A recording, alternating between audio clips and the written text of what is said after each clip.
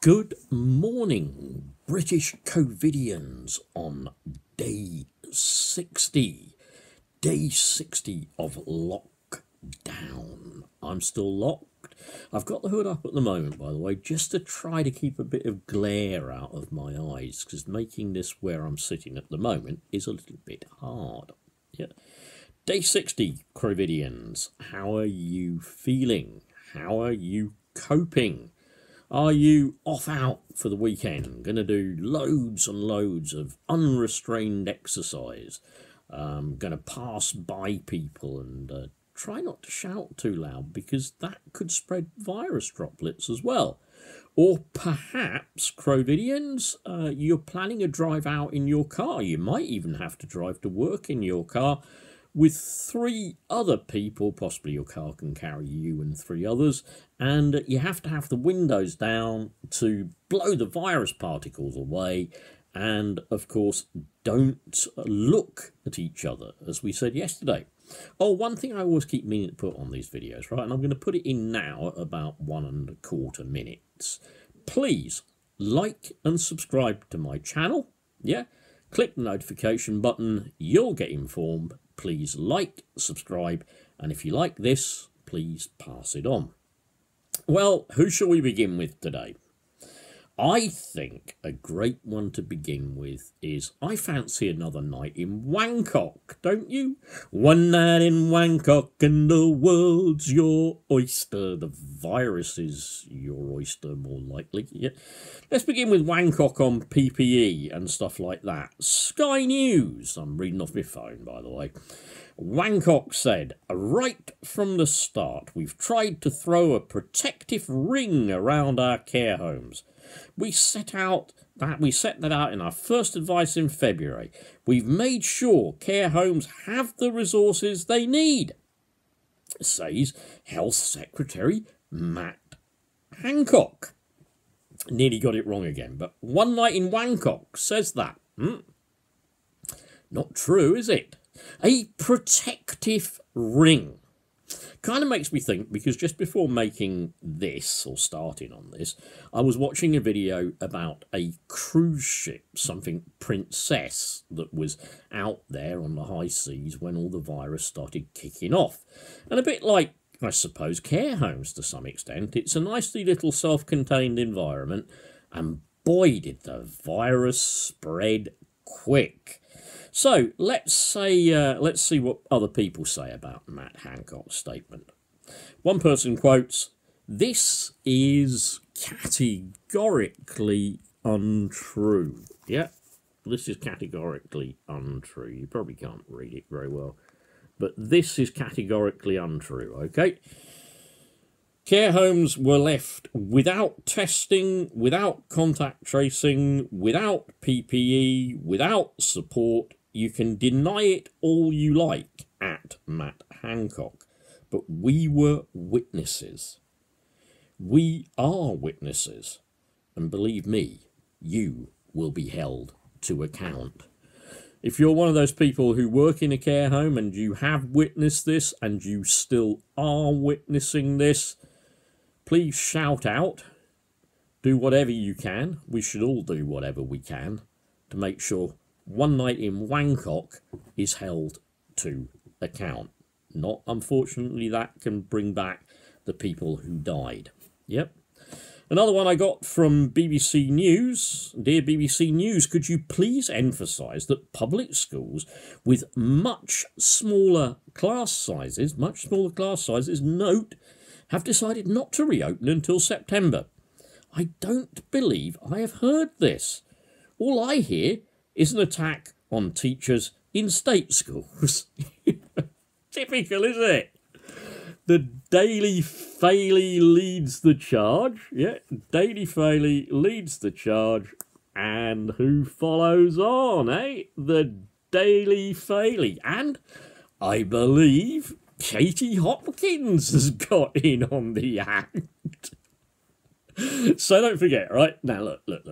It's obvious the government need these schools to open, because not really as schools, yeah?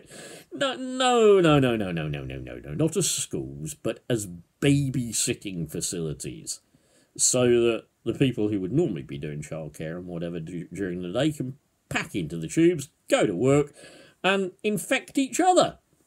Back to herd immunity again. Love it. Going through a few. Sick and care home residents not tested despite UK government's pledge. Would you want to have a look at him? I don't particularly like looking at him, but just have a look at him, eh? Yeah. Just feast your mince pies on that from The Guardian. There he is, giving his usual Hancock hand gestures, with, I think, probably a different coloured tie on. Do you ever notice if he changes ties each time? I don't know. Yeah. So that's another lie. Yeah, we'll be back to public schools reopening. What else we got on here? Yeah, I love this one from Morning Star. Just look at this classic from Morning Star. I love you, Morning Star. Love that, don't you? Yeah, absolutely. Morning Star. Unions mark down vague Tory back-to-school plans. No evidence or clarity. Must try harder, Tories. Okay, loads on that. Oh yeah, another person, Queen of the Scottish Socialist Camp posts. Didn't take long for phony NHS clappers to change their tune, did it? Nurses have a pay freeze. Teachers, lazy bastards. Bus drivers, low-skilled plebs. Back to business as normal, I see. Absolutely. Did you expect to see anything else? Yeah. And this poor lady, NHS nurse, sacked for warning increased staff workload would lead to patient deaths. Yeah, that's what you do. Yeah, you sack people when they give that kind of warning. Okay, so they're all sacked. Anyway, that sort of concludes the phone for a bit. On one or two kind of other levels, I guess. Yeah. What are you going to do at the weekend? Probably now going to go out, spread it around. Yeah. Because I think obviously the unlocking is coming gradually, but it's coming. Yeah. Keep shouting and supporting the teachers. Please don't let the government either bully or starve them back to work. Yeah, government are already threatening to dock their pay if they don't return. Yeah, but don't let it happen, please.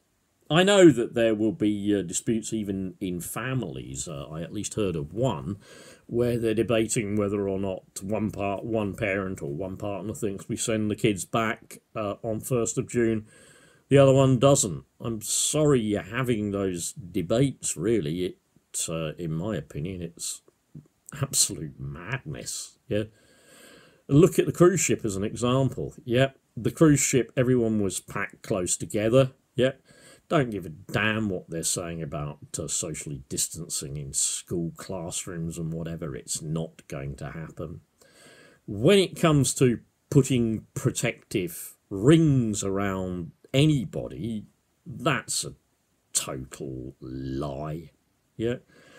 I imagine very, very shortly, even sick and disabled people, because obviously the unemployment figure is going to be going up, they'll be forced into 24-hour job searching, COVID-safe workplaces. How can you honestly make a place COVID-safe? Every surface you touch. What are you going to do about, the works canteen where you all handle the same items? Yeah, where you all handle the plates, the lids on the dishes to keep them warm, where you all handle the same trays, where it comes off your hands. Somebody just coughs, and believe me, coughs spread a damn sight further than 2 meters. So sod a lot of that isolating in confined spaces. Sod the distancing in confined spaces, yeah? Because you need adequate ventilation. You need adequate separation. And you need adequate containment. Sod that Imagine trying to do that when it's cold in the classroom, all the windows are shut, the heating's on, and you've got your 6 and 7-year-olds and you're trying to tell them all not to get so near to each other, and then unfortunately one of them sneezes or coughs and that, you know, bang, it's just out there. Perhaps it's all over the teacher or the classroom assistant who has a medical condition that is existing, like heart disease, diabetes, or, as I've said before, something really quite straightforward. They're just on 2 blood pressure pills a day. Yeah? Not quite the same as the government are saying, is it? So I conclude today, obviously, stay locked down. Remember, the government really are now just getting herd immunity by another route. It's what they've always wanted. Yeah. If it comes to profit or human life, profit is first. Of course, profit's always first. Yeah. They think they're going to get herd immunity, and you are the herd. The weakest members of the herd are being culled first. The weakest are the old, still dying in great numbers, being sent back to care homes, not even knowing if they were infected or not. Yeah. So the old, those of us who are already sick, the immunosuppressed, the disabled. Yeah. Oh, and by the way, if you happen to be a deaf person, I can't sign and I can't lip read. But have you ever noticed that on all the lovely government briefings there's no sign language interpreter? Supposing you have an old telly and you can't get subtitles. Yeah. There's no sign language interpreter, is there? Isn't that quite amazing? Imagine how that's going to be going back to work. Take care. Resist the Tories. It is class war. Unfortunately, it's class war, and we're losing. Bye.